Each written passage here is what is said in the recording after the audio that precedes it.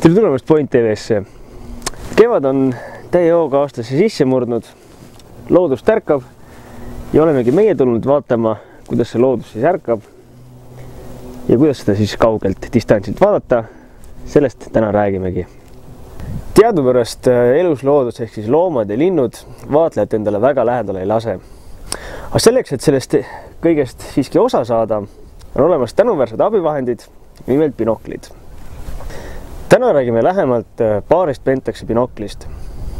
Pentax on tuntud kui kaamerate tootja, aga samas on ta täpselt sama tuntud ka binoklite tootjana. Ja sellest siis täna täpsemalt räägimegi, milliseid mudeleid valida, mille järgi valida ja milleks need head on.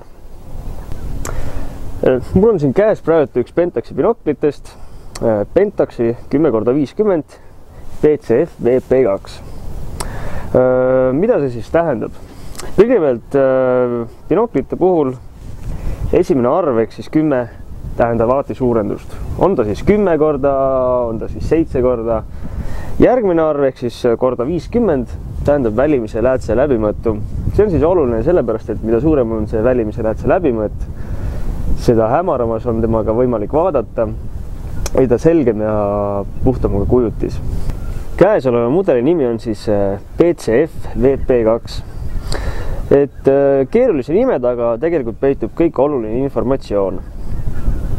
P-täht tähendab, et tegemist on Porro prismaga. Ehk siis, kui me vaatame binoklit, siis me näeme, et see toru on nagu liigendatud. Et on meil siin see okulaar, mis sisse vaatame ja on siis ülejäänud binokli osa. Sellised binoklid on tavaliselt sellised suured ja rohmakad. C ja F tähendab tegelikult siis center focusing ehk siis keskmestatud nagu teravustamine ehk siis siit ühest rullist keerates saame siis teravustada. Ja VP tähendab meile, et on waterproof ehk siis veekindel. Ehk siis siin ka kleeps näitab, et ei kardada ei lund, vihma, vett ega udu. Et looduses liikujale väga hea valik.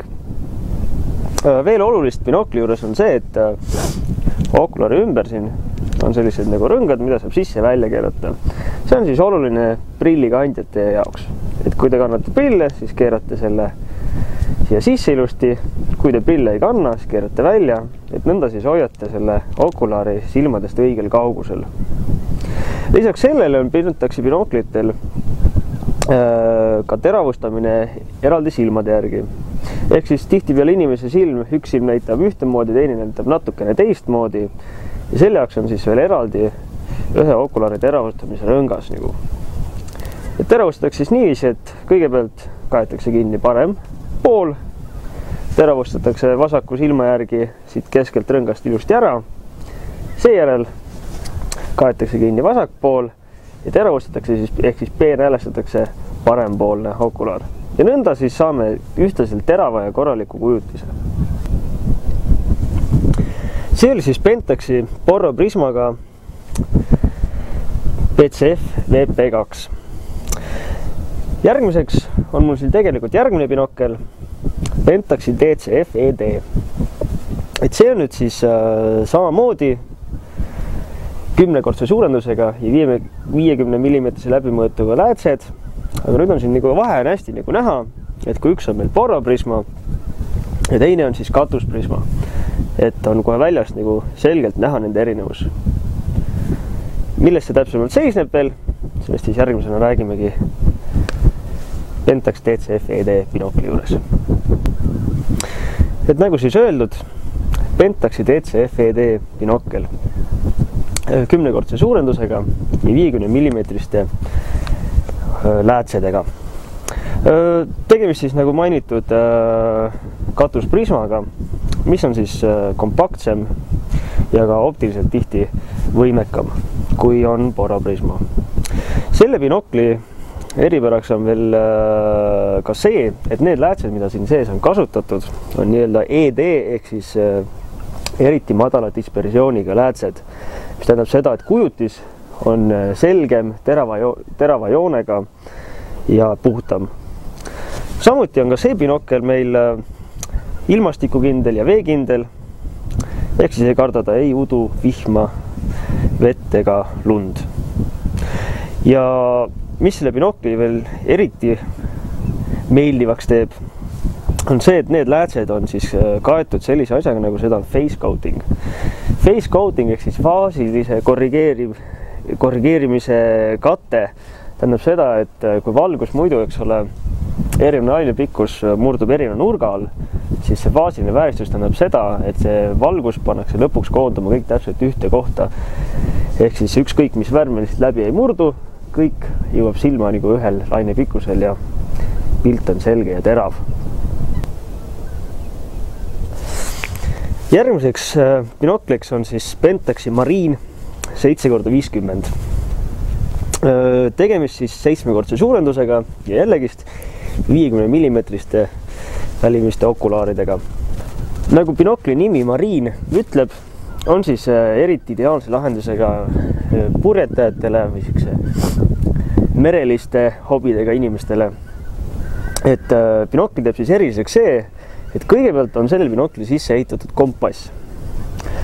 Ehk siis ükskõik kus suunas vaatame, näeme kraadides täpselt, millises suunas me reaalselt sel hetkel vaatame. Kompass on ka valgustatud, mis tähendab, et siis ka hämaras või isegi öösel näeb seda kompassi ilusti määrata suunda.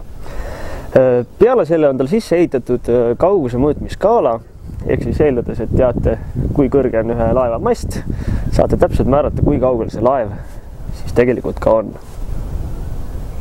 Ja samamoodi, nagu siis ka eelnevad mudelid, on ka see meil veekindel. Ehk siis nagu merel ikka lööb laine üle pea, ei ole hirmu kedagi, et binokliga midagi juhtuda võiks. Ja nüüd on mul siis käes selline Pentaxi binoklit, üks kõige väiksematest suguvendadest, ehk siis 10-kordse suurendusega ja 25 mm läbimõõduga okulaaridega. Tegemist on siis sellise väikse, kompaktse binokliga. Kas ta nüüd just teatribinokkel on, aga küll on ta selline hea pühapäeva jalutaja taskubinokkel, et alati ju ei kanna kaasas suurt kohutavat kollakat, vaid on just hea selline väike taskusse panna, ei saa arugi, et ta olemas on. Samamoodi meil ilusti veekindel, ilmastikukindel ja samamoodi faasilise vääristusega. Ehk siis igati selline optiliselt korrektne, iga ilmaga hea kaasas võtta ja ei võta meil eriti ruumi ka mitte. Peale binoklite võib vaadata kaugemaid objekte ja loodust läbi vaatetoru. Pentaxil ongi meil siin kaasa võetud üks vaatetoru, mille objektiivi või siis selle välimise läätse läbimõõt on 80 mm. Vaatetoruga on nüüd niiviisi, et kuna tema nägemisnurk on niivõrd kitsas, siis igasugune kätest vähimgi liikumine on niivõrd tugev, et neid peaks siis vaatama tavalise statiivi pealt. Vaatetoru koosneb meil siis kahest osast. Kõigepealt on meil siis põhiline korpus, ehk siis see vaatetoru osa. Ja siis on meil selline eraldi ärakäiv osa, mis on siis varustatud suumirõngaga meil. Ja siis samamoodi selle okulaari ümbrise, mida me saame siis sisse ja väljapoole keerata, nagu me ennem rääkisime, et siis kas vastavalt siis sellele, kas me kasutame prille või mitte. Teravustamine käib meil siit mugavast laiast rattast. Ja samamoodi on siis see vaatetoru meil ilmastikukindel, et ei kardada siis ei vihma meil ega muid ilmastikuelemente. Lisaks sellele, et me saame vaatetoruga vaadelda, saame selle vaatetoruga ka tegelikult pilti teha või siis, kui kaamera võimaldab, ka filmida. Selleks on siis olemas selline spetsiaalne toru, mis käib meil peegelkaamera külge täpselt nii, nagu käiks meil objektiivgi. Paneme selle siia külge, eemaldame siit selle optilise toru ja paneme siis selle fotoaparaadi siia selle adapteri abil külge. ja nüüd saame siis oma vaadeldavast objektist näiteks pilte teha või siis saame vajadusel kas või filmida. Vastavalt siis sellele, mida me teha tahame.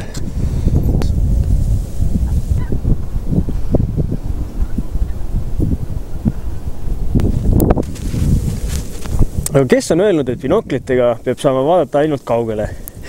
Et meil ongi siin üks Pentaxi selline vähekene teistsugusem binokkel, mille nimi on Papilio. Papilio siis prantsuse keeles teatavalt tähendab liblikat. Ehk siis see binokkel ongi selles suhtes eriline, et sellega saab vaadata ka nii ütelda looduse elu rohujuure tasandil.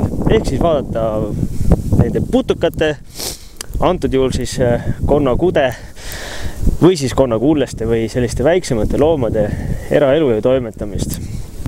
Et selle binokli suurendus on siis 8,5 korda. Aga eriliseks teeb selle binokli siis see, et erinevalt teistest binoklitest, millega saame reeglina kõige lähemalt vaadata siis asju umbes nii 4, 5, 6 meetrit, siis see binokkel teravustab meil tervelt 0,5 meetri kaugusele, mis annabki meile siis võimaluse, nagu siin pildilgi näha, vaadata näiteks liblikaid lähedalt, peaaegu nagu mikroskoobi all. Et sellised olid siis Pentaxi binoklid, millest täna rääkisime. Et lühidalt kokkuvõttes siis on meil binokleid põhiliselt 2 sorti. On meil siis porroprismaga ja on meil siis katusprismaga. Ja erinevus siis selles, et porroprismaga on tavaliselt suuremad, natukene rohmakamad, aga samas hinna poolest ka natukene soodsamad. Ja katusprismaga on siis väiksemad, kompaktsemad, aga ka tibakene kallimad. Ja oli meil siis ka veel üks vaatetorm. Täname kuulamast ja vaatamast ja head looduse vaatamist läbi siis binoklite ja vaatetormide. Kõik head ja kohtumiseni!